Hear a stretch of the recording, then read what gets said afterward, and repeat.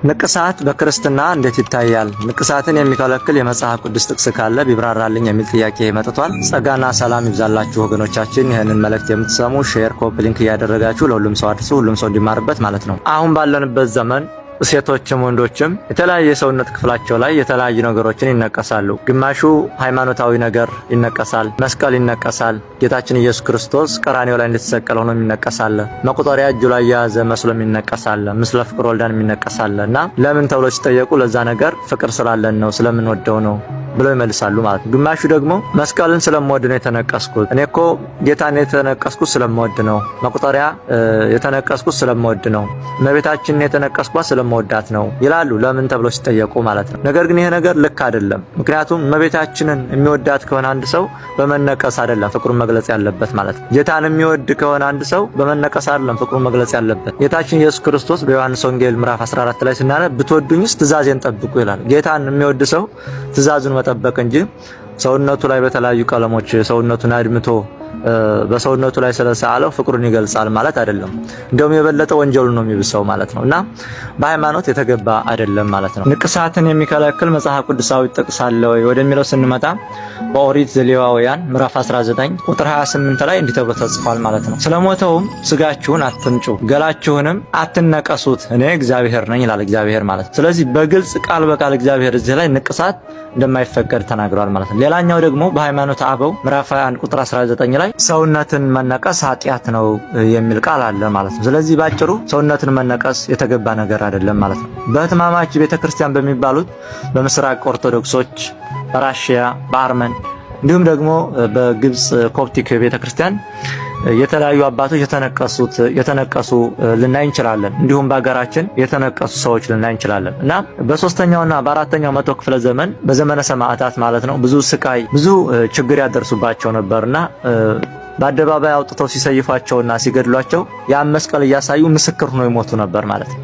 ለመናገር ጊዜ ስለማይሰጧቸው ያን በግንባራቸው ላይ ተነቅሰው በእጃቸው በዚህ ላይ ተነቅሰው ለሰዎቹ እያሳዩ በአደባባይ ይሰየፉ ነበር ማለት ነው። ለምስክርነት ያነውም በጸሎት እግዚአብሔርን ጠይቀው ነው ማለት ነው እንጂ በድፍረት ተነስቶ መነቀስ ተገቢ አይደለም ማለት ነው። ስለ ንቅሳት ሲነሳ ማረሳው አሳዛኝ ታሪክ አለ። የሆነ ጊዜ ላይ የሆኑ ጥንዶች ነበሩና ተጋብተው ከጫጎላ እንደወጡት ሰሞን ልጅቷ ሄዳ ትነቀሳለች ማለት ነው። እና ንቅሳቱ ደግሞ የማይገባ ቦታ ላይ ነበር የተነቀሰችው ማለት እና ባልየው ያን ነገር ሲያይ ከባድ ጭቅጭቅ ተፈጠረ።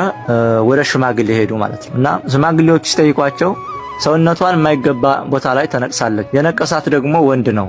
ስለዚህ የማይገባ ቦታ ላይ ሰውነቷን ገልጫ የተነቀሰችው ከሰውየው ጋር የሆነ ነገር ቢኖራት ነው እንጂ ብሎ ወደማይሆን ነገር ቆልምሞ ከሚስቱ ጋር ተጣላ ማለት ነው። እሷም ተንኮል አስባ ላይሆን ይችላል። እንግዲህ ያንን እግዚአብሔር ይወቀው። ባጭሩ ግን ለሽማግሌዎቹ ከሷ ጋር መኖር አልፈልግም ማለት ዛሬ ገና ከጃጎላ እንደወጣን ለወንድ ሰውነቷን ገልጣ ተነቀሰች እና ይህን ነገር መቀበል አልችልም ማለት። ሽማግሌዎቹ ደግሞ ምን ይበሉ ቢሸመግሉትም ሊሰማቸው አልቻለም። በዛ የተነሳ ተለያዩ ማለት። ከሆነ ጊዜ በኋላ ልጅቷ ሌላ ባል አግብታ ወለደች። ስትወልድ አንድ ጡቷ ወተታ አመጣለ ማለት። ምክንያቱም የተነቀሰችው ጡቷን ነበር እና ያን የተነቀሰችው ጡቷ ወተታ አላመጣላታ ለልጇ ማለት ነው። ወደ ሕክምና ምናምን ዳራጅ ስትነሳና ምርመራ ሲደረግበት ምን አሏት ዶክተሮቹ?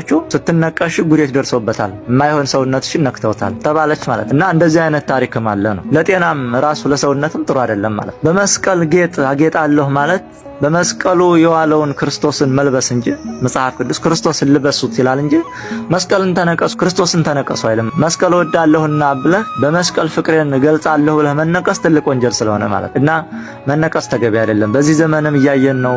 ብዙ ሰው ይነቀሳል። ለምን ሲባል ከውጭ ያየውን ነው አገር በራሱ ላይ ማድረግ የሚፈልገውና ይህ ነገር ተገቢ አይደለም።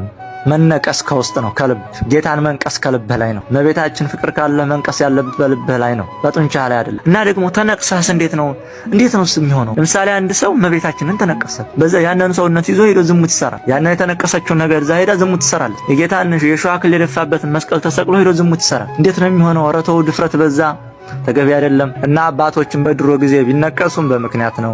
ለሰማዕትነት አደባባይ ላይ ሲወጡ እየመሰከሩ እንዲሞቱ እንጂ ለጌጥ አይደለም ማለት ነውና ለጌጥ የምትነቀሱ ሰዎች እግዚአብሔር ጋር አትጣሉ ማለት ነውና የዛሬው መልእክት ይሄን ይመስላል። ሰላማችሁ